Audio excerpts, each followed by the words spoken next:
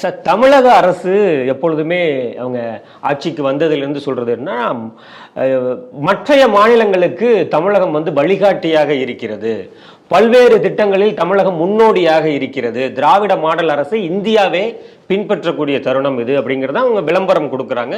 செல்லும் இடமெல்லாம் அவங்க சொல்லிட்டு இருக்காங்க.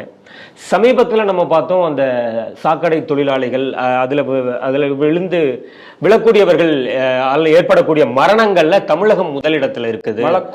மலக்குழி மரணங்கள் சரியான வார்த்தை சார். மலக்குழி மரணங்களில் தமிழகம் முதலிடத்தில் இருக்கிறது அப்படிங்கிறத நம்ம பார்த்தோம். இப்போ என்ன செய்தி வந்திருக்கு அப்படின்னா, திடக்கழிவு மேலாண்மை மற்றும் சுற்றுச்சூழல் விதிமுறைகளை பின்பற்றுவதில் தமிழகம் முதல் இடத்துல, பின்பற்றாததில் தமிழகம் முதல் இடத்துல இருப்பதாகவும், இந்தியா முழுக்க கிட்டத்தட்ட சுமார் அந்த பசுமை தீர்ப்பாயம் ஒரு 79,000 கோடியை பெனால்ட்டியாவே போட்டிருக்காங்க மற்ற மாநிலங்கள் எல்லாம் சேர்த்து.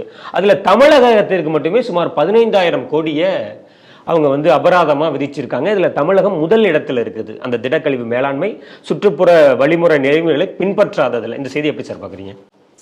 நீங்க தமிழ்நாடு அரசை பத்தி ரொம்ப தப்பா பேசுறீங்க பாஸ்கர். நான் பேசலை.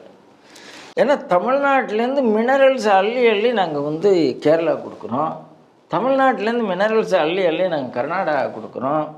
மணல் 11 மணிக்கு அரசாங்கம் 11:05 ஆரம்பிச்சிருக்கோம். இப்படிலாம் நாங்கள் தமிழ்நாட்டினுடைய சுற்றுச்சூழலை நாங்கள் காப்பாற்றியிருக்கோம். இந்த சுற்றுச்சூழலை நாங்கள் காப்பாற்றும் போது எங்களுக்கு யாரெல்லாம் உதவியாக இருந்தாங்க? சுந்தரராஜன், பூவுலகின் நண்பர்கள் எங்களுக்கு உதவியாக இருந்தாங்க. வேற எத்தனையோ சுற்றுச்சூழல் ஆர்வலர்கள் அவங்கெல்லாம் எங்களுக்கு உதவியாக இருந்தாங்க. அவங்க அதிமுகவாக இருந்தால் கேள்வி கேட்டிருப்பாங்க, அவங்க பாஜகவாக இருந்தால் கேள்வி கேட்டிருப்பாங்க. எங்களுக்கு திராவிட மாடல் அரசுக்கு சுற்றுச்சூழலை காப்பாற்றுறதுக்கு அவங்க உதவியாரமாக இருந்ததுனால இன்னைக்கு 15,000 மட்டும்தான் எங்களுக்கு பனிஷ்மெண்ட் வந்திருக்கு. 15,000 கோடி. அவங்களுக்கு வெறும் 5,000 கோடி யூபிக்கு. பாவமாக இருக்குது பார்த்தா. அவங்க பாருங்கள், எங்கள் தமிழகத்தில் 8 கோடி ஜனத்தொகை, அவங்களுக்கு 25 கோடி ஜனத்தொகை. நாங்கள் 8 கோடியை கண்ட்ரோலில் வச்சுட்டு நாங்கள் குப்பையை பெருக்கிட்டே இருக்கோம். அவங்க 25 கோடியை கண்ட்ரோலில் வச்சுட்டு குப்பையை ஒழுங்காக வைக்கிறாங்க. இதெல்லாம் எவ்வளோ தப்புன்னு யோசிச்சு பாருங்கள். அதனால் தமிழ்நாடு முன்னுதாரணமான மாநிலங்கிறத நீங்கள் மாற்றி பேசக்கூடாது. அடுத்தது பாருங்கள், இன்றைக்கி சென்னையில் வெள்ளம் சார், தெற்கு மாவட்டங்கள் எல்லாம் வெள்ளம் சார். என்ன காரணம்? எக்கலாஜி தான் காரணம். நீங்கள் மண்ணாலினது காரணம். தாமிரபரணியும் மண்ணை அள்ளி சகதியான தண்ணி எங்கே போகும்? அப்சார்ப்ஷனே இருக்காது. சரி, முடிஞ்சு போச்சு. சென்னையில் நீங்கள் வெறும் 4,000 கோடிக்கு வேலையை பார்த்தீங்க. அந்த 4,000 கோடி வேலையில் நீங்கள் என்விரான்மெண்ட்லாம் காப்பாற்றினதுனால தண்ணி வடிஞ்சது. இல்லைன்னா சென்னையே அதுவும் முழுகி போனாலும் முழுகி போயிருக்கும். 4,000 கோடின்னு மழைக்கு முன்னாடி வரைக்கும் சொல்லிட்டு இருந்தாங்க சார். 4,000 கோடி இல்லை அப்படிங்கிறத மழைக்கு அப்புறமா மாற்றி வேற ஒரு தொகையை சொன்னாங்க சார். அதை நாம் பார்ப்போம். ஆனால் அதுக்கு நம்ம பார்ப்போம்.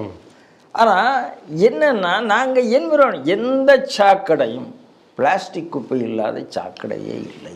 குவார்டர் பாட்டில்ஸும் அப்படி தான் சார். குவார்டர் பாட்டில் இல்லாத சாக்கடை இல்லை.